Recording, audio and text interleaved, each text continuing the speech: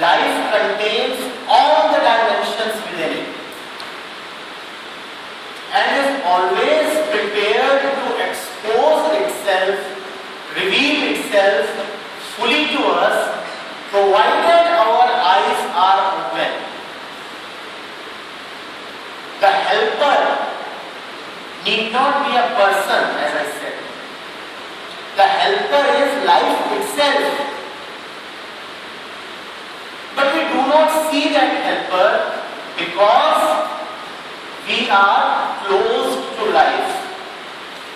Every movement is a multi-dimensional movement. Every movement will tell you something that you do not know, provided you are prepared to learn. Provided your eyes are open. Provided you are not smug in your belief that I already know. How can life show you anything new if you have convinced yourself that you already know a lot? Who is it who never learns anything? The one who thinks that he is already very learned.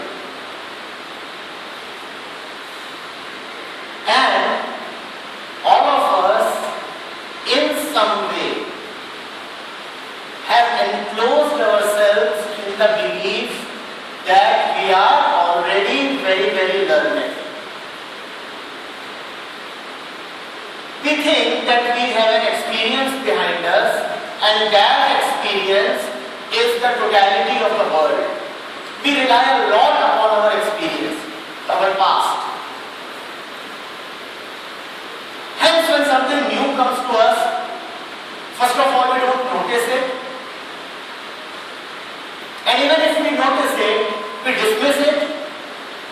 And if it presents itself very, very strongly to us, we resist it.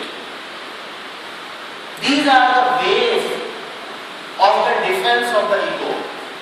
Ignore it, or dismiss it, or resist it. Alpana, the new is always knocking at your door. You are asking me, will the new come to help me? It is always there to help you. Always, always there. The question is just not whether there are forces that want to help me. That's what you are asking. Are there forces in my life that would come to help me? I am saying the question is wrongly put. The forces are always there. The helper is always knocking at your door. The real question must be, why am I not opening the door? Why have I kept the door bolted? And more importantly, why have I created a door?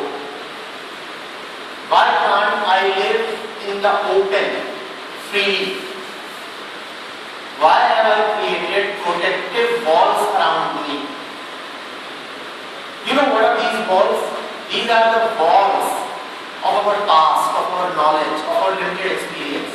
Our mind lives within these walls. Our mind says, I already know what kind of job I want to do. I already know what is meant by a good career. I already know what is the importance of money. I already know what is meant by a respectable profession. I already know. My definition of a good life is already set.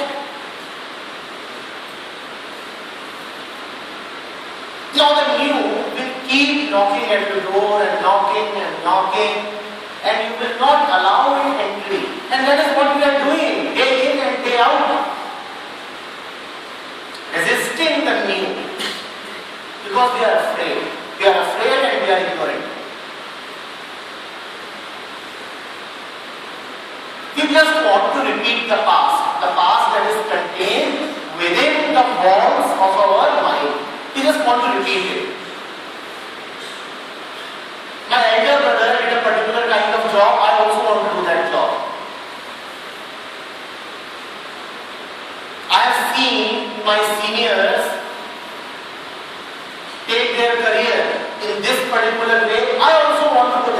particular way. There are experiences in my past. Since I was a little child, my father has been telling me that government jobs are wonderful, and I want to take that experience ahead. I'm not open to the new. I don't even want to do the new. My two-dimensional world is sufficient for me. Don't knock at my door. Go away. And if you keep knocking at my door, I'll call the police. He's threatening me. Right? That is the way we live. So help is there. Help is abundant. Help is knocking. Are you prepared to take help? Are you prepared to take help?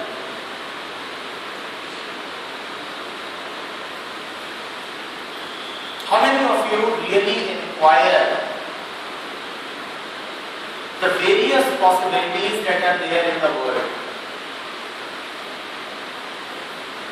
How many of you inquire the various ways of earning livelihood that are present to a young person?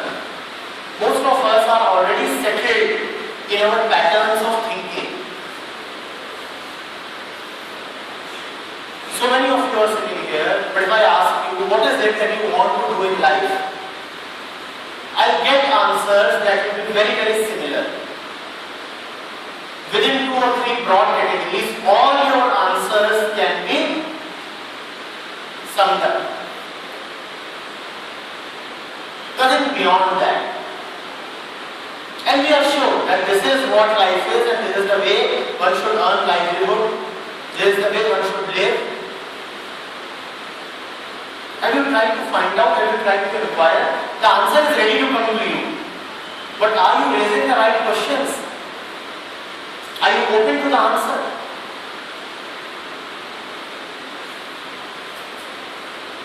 Are you getting me?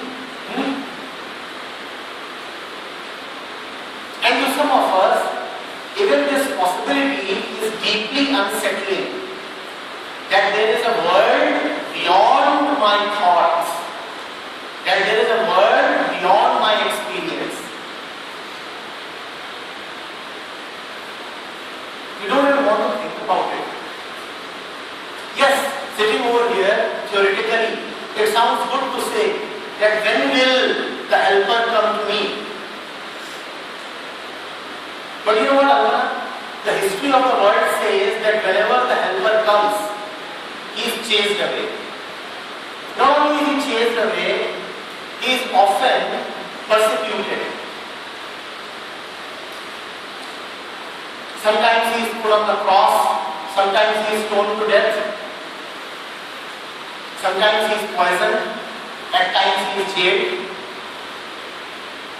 and rarely is he accepted. And even more rarely is he loved.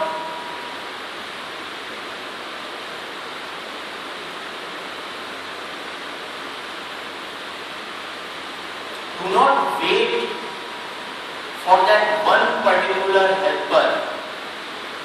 Help is always there. You be open.